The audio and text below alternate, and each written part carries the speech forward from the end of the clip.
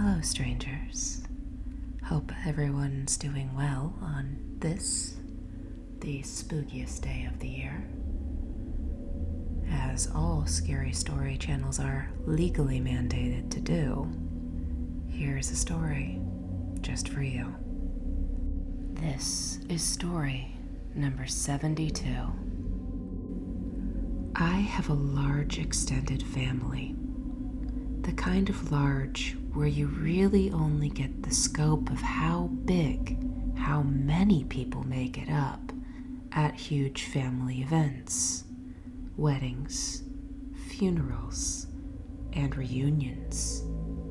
Some people you see so infrequently that they get a sort of "where have I seen that actor before" vibe.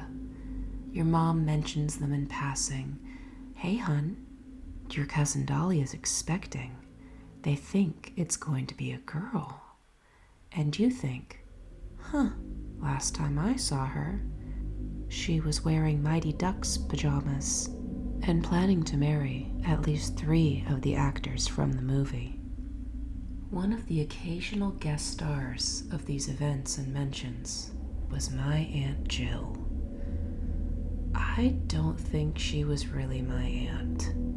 She may have been my mom's second cousin or so, but she fit in the age bracket where aunt suited her well enough as a title.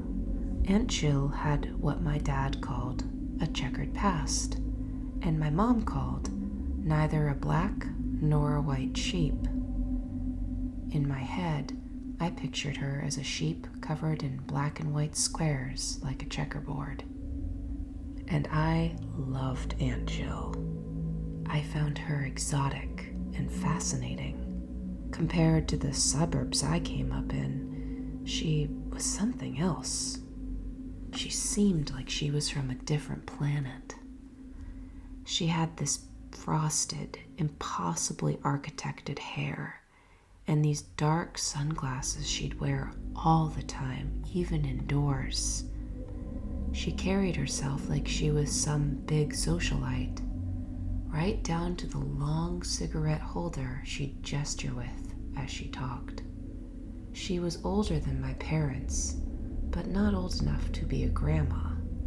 In fact, Aunt Jill had no children and hadn't married either.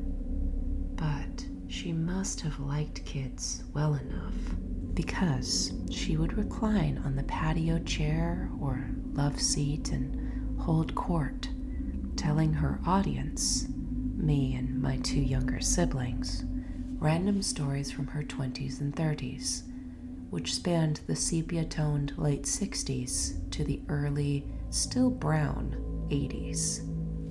Aunt Jill may not have minded kids, but she also either wasn't aware or didn't care what was appropriate to talk about with them either. How else would she have decided to tell us about her stint in the adult entertainment industry in the 70s?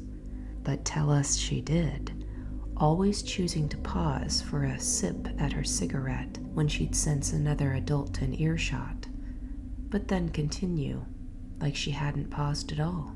You know, if I do end up hitched, might as well be to a girl. They came to work showered, which is more than I could say for slobs like Jerry. I told him to hang one of those pine tree air fresheners around that thing before he came near me with it. Everyone had a good laugh. But then again, when it was time for our scene, well, he was rough about it. She paused to inhale at her cigarette holder, giving a lurking uncle time to wander past. This was all part of my childhood, and like a child, I assumed it to be part of everyone's. You know, just childhood anecdotes about navigating complied consent and boundaries in adult film. Everyone's had that adolescent experience, right? Sometimes I wonder if Aunt Jill's stories are why my younger cousin, Eleni, avoided dating. So anyway, Aunt Jill's ribald fables may have made getting filmed doing adult business sound alluring, but as the 2 or so years passed that she was active, the people running the show got progressively pushier to do more extreme, longer durations, more than she was comfortable with, really. She began looking for her next step, a job to get her out of the current one, maybe one that she'd be able to put on a resume. She and a couple of the girls were walking out from a shoot to their respective rides when they happened to run into a woman posting flyers on a telephone pole. The person, a trim, casually yet expensively dressed woman, turned, smiled, greeted them, and offered them a few of the flyers in her hand. She said something like, "If you ladies are looking for a means to make a little money, or maybe one of your friends could be, take a flyer. Maybe it's just the ticket." In Aunt Jill's own words, ladies like her smelled like church picnic buffet, and they usually looked down on the likes of women like Aunt Jill. But she just turned and spoke to Aunt Jill and her friends like they were on the yacht with her. It caught her off guard. So Aunt Jill did something she never does. She took a flyer from someone on the street. She told us it was on yellow paper in bold letters, but not sketchy ones like the punk music show flyers littering the street. It said something like, "Looking for work," across the top. Well, yes, as a matter of fact, Aunt Jill was. Then, under that, it said, "Make up to $200 a week, transportation included." Back then, that was insanely good money. Aunt Jill was intrigued, but the flyer didn't have any indication of what the actual job was. Aunt Jill and her roommate, Jetty, decided to give the number a call and see what would be expected.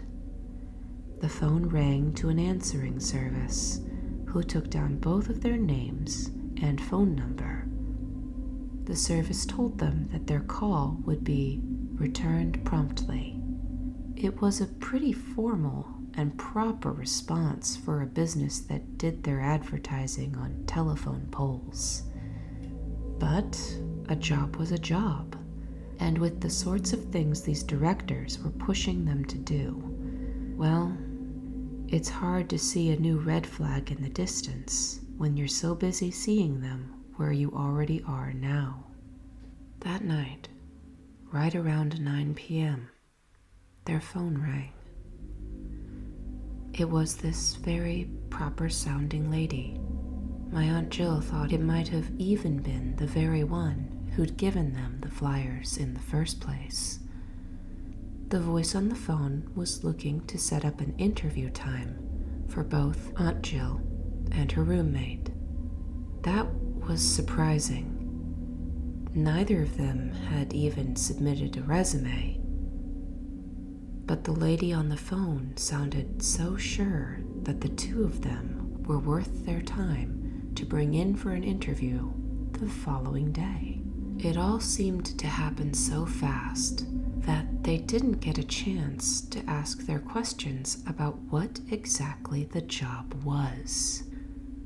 All they knew was a salary range and that they'd handle transportation to and from wherever the job was. Jetty and Aunt Jill exchanged glances and butted in to ask.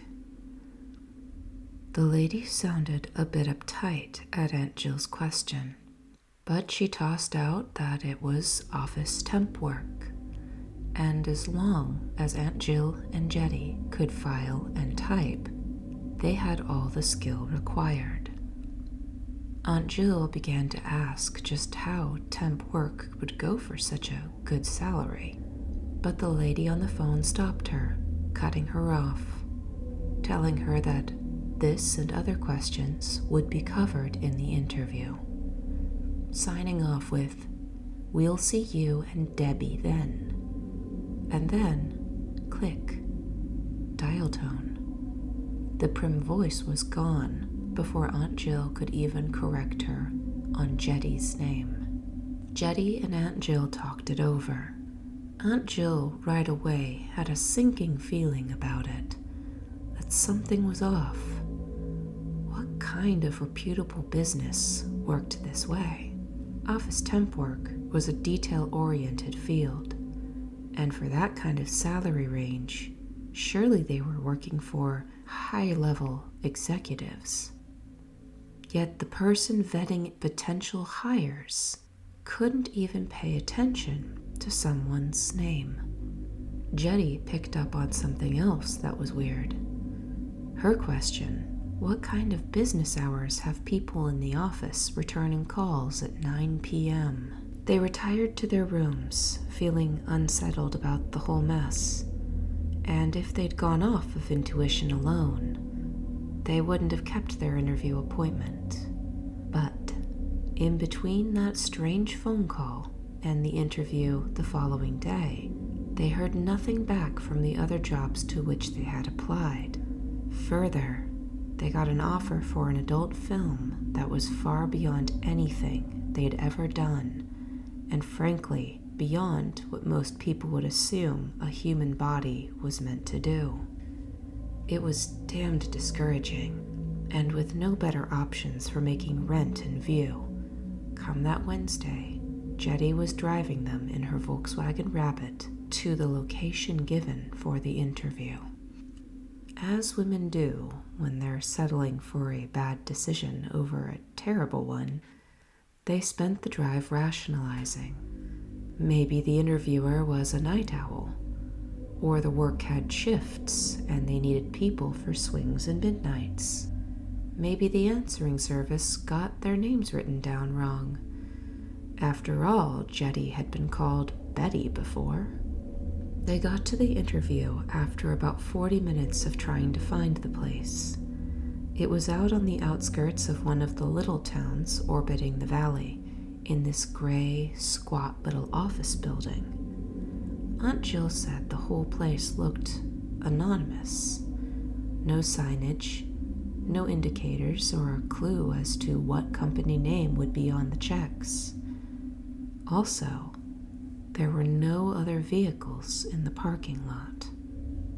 Jetty pulled into a spot, turned to Aunt Jill, and shot her a look that said all that rationalizing their fears away hadn't quite quelled the creeping cold suspicion she now felt. Aunt Jill felt the same way, but tried to joke that it looked like a swell place to start your career as a titan of the industry. Without missing a beat, Jetty retorted, "Oh, sure. Take a little dictation, file a memo, dump a body, just the place." They both laughed, but Aunt Jill's stomach lurched like the joke was bad food and her body wasn't going to accept it without a fight. Still, they were already there, and it wounded their hardened pride to bail like two fraidy ladies who'd seen a skirt length they didn't approve of. They got out of the car, ambled up to the building, and it was locked. Aunt Jill was annoyed. They'd burned time and fuel to get there, and the lady didn't even bother to show up. Jetty did not look near as dismayed. If anything, she looked a bit relieved. But that's when Aunt Jill noticed and piped up, "There's a light on in there. I'll go around and see if I can knock on a window, get her attention." And so she did, finally digging a cigarette out of her bag, taking a step from the door, and lighting up as they waited for the shadow she'd seen to get up and open the door. They didn't have to wait long before the tinted glass door swung open, and boom, there stood not the lady from before, not a lady at all. There stood a very large man. His face was as though it was too small for his round head. Jetty described it later as if God had made him out of clay, then took his thumb and forefinger and pinched his face into the very center. It was an oddly small, almost femininely featured face, adrift in an ocean of rough skin and 5 o'clock stubble. Plugged onto such a beefy man's body, it felt off. This whole thing felt off. And then there was his attitude. His brusque demeanor was another level of wrong. He told them, "Well, put that out and come in." Not so much a request or an invitation as a demand. Aunt Jill stopped her cigarette out on the pavement, looking around for a trash can, but there were none. She had to dig tissue out of her purse and wrap it up to put it in her slacks pocket.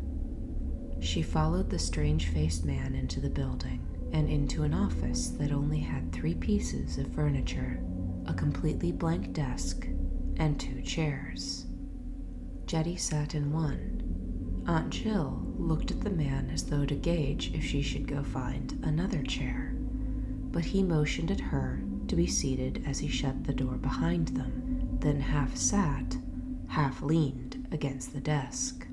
The layout of the room was as off as the rest of the situation. As Aunt Jill sat, she realized why. The room was backwards. Every office she'd ever been in went door, opening to guest chairs, then desk, then the person who worked in that office had a chair with its back against the wall. That way, when the door opened, the person at the desk could see who it was and already be facing them. In this room, the desk was in the middle of the room, and the 2 guest chairs were between it and the wall. If a person sat at the desk, anyone entering the office would be coming in behind them.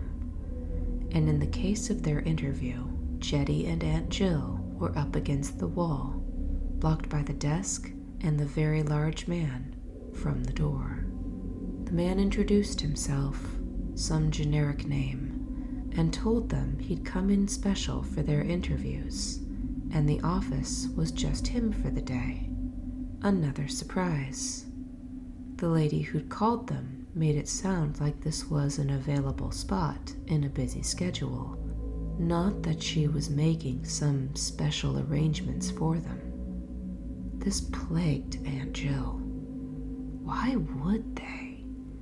They didn't even have their work histories, couldn't even know if they were worth the trouble. But they were there now, and at least it explained the lack of cars in the parking lot. The man began to ask questions about them. At first, normal enough questions. He asked things like, "Can you type?" and "Can you take dictation?" But he didn't take any notes, even to differentiate when Jetty gave her experience in keeping financial ledgers, and Aunt Jill gave her experience taking dictation in shorthand. How was he going to remember all of that later, to make sure to place Jetty in any role that needed accounting, and Aunt Jill in the roles involving shorthand? Then the questions got a little more personal. The small-faced man asked if they were married, if they had kids, did they have family in the area. He explained that sometimes clients asked for overtime. Thus, knowing if they had families at home waiting for them would help them place people that were willing to do overtime. His explanation was plausible, absent every other thing about this interview that felt wrong. Aunt Jill kept her composure and sat very still. Inside, she told us, her gut was coiling and churning. She chanced a small glance over at Jetty. Jetty, too, was playing bored or casual. But from where Aunt Jill sat, she could see Jetty's hands. The fingers were twisting, tearing at a Kleenex. The man started talking salary. You'd think that would have put them at ease, but it was another red flag. He gave the weekly rate as $250. Perhaps in 2022 that doesn't seem weird, but back then, an extra $50 out of nowhere with the minimal experience they had, it just seemed far too good to be true. Aunt Jill tried to keep her face placid, but in her mind she was racing, trying to come up with any excuse she could to get them out of there. She almost jumped out of her skin when Jetty seized her arm, saying, "I'm so sorry to bother, but do y'all have a ladies' room? Bit of a drive to get out here." The man started to say no. His head was shaking from side to side before he could answer.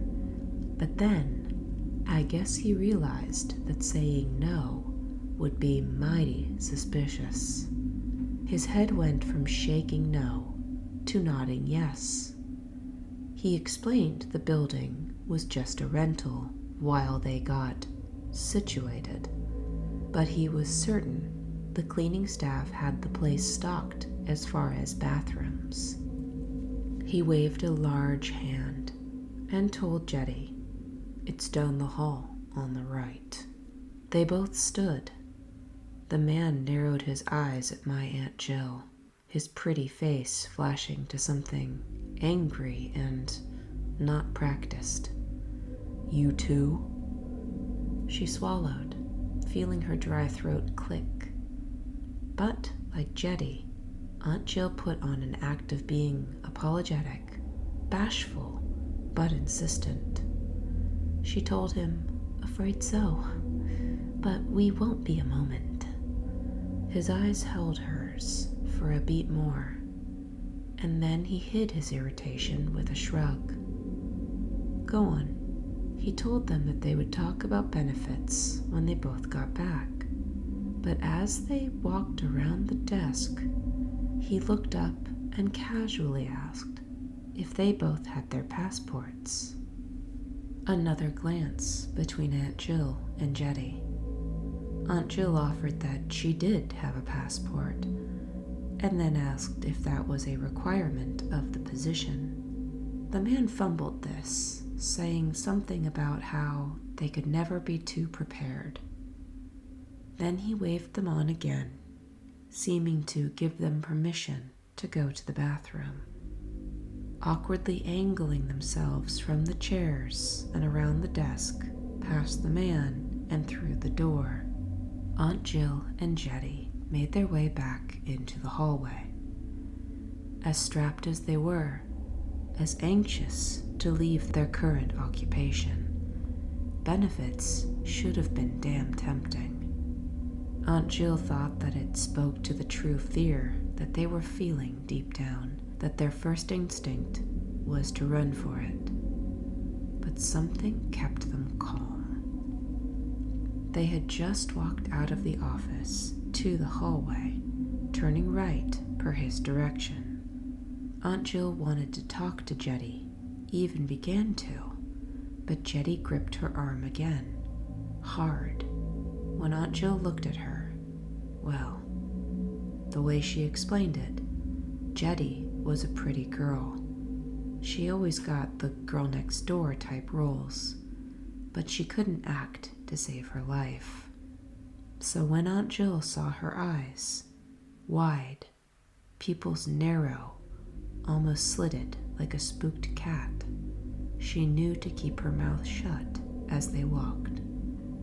Just as she consigned herself to silence, they passed a darkened doorway on their right, and Aunt Jill heard it. She heard a man's cough.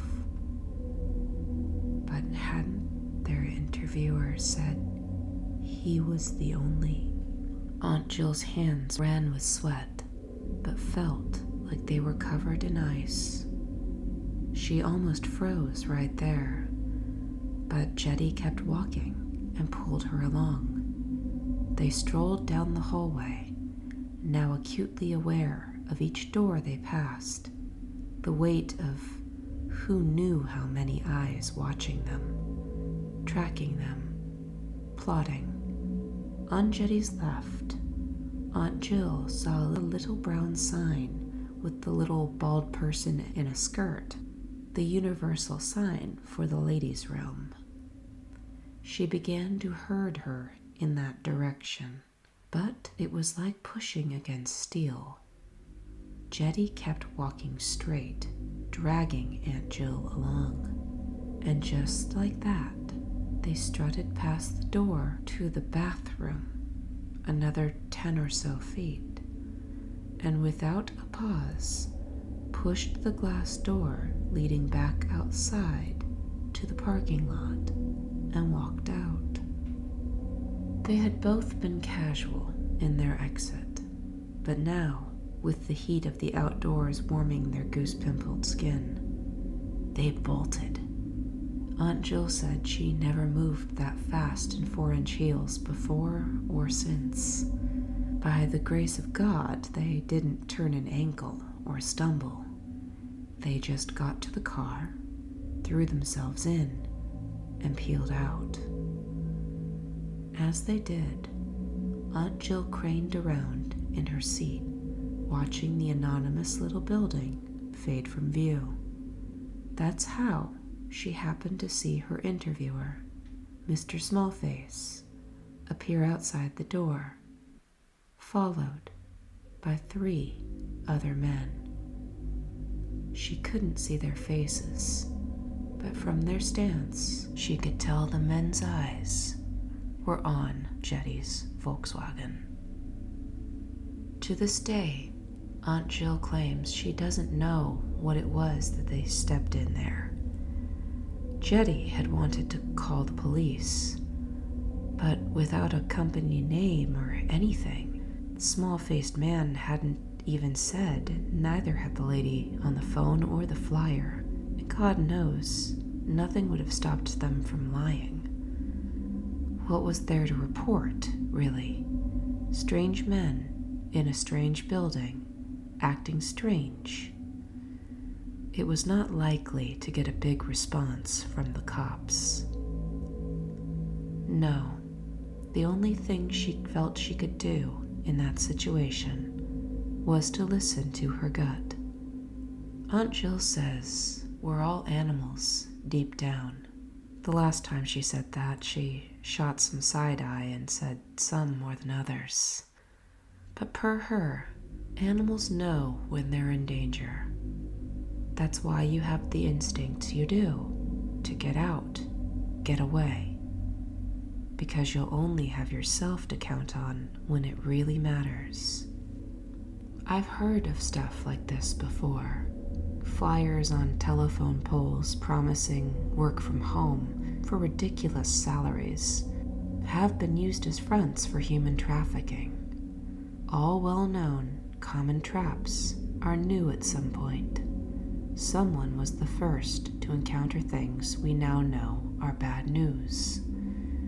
If you're ever the first, and don't have common knowledge to fall back on, please, do what Aunt Jill did. Trust your gut, and do whatever you can to get away safely. I hope everybody out there has a spooky yet safe Halloween. More like the Munsters, less like House of 1,000 Corpses, if you get my drift. And until we meet again, take care, stranger.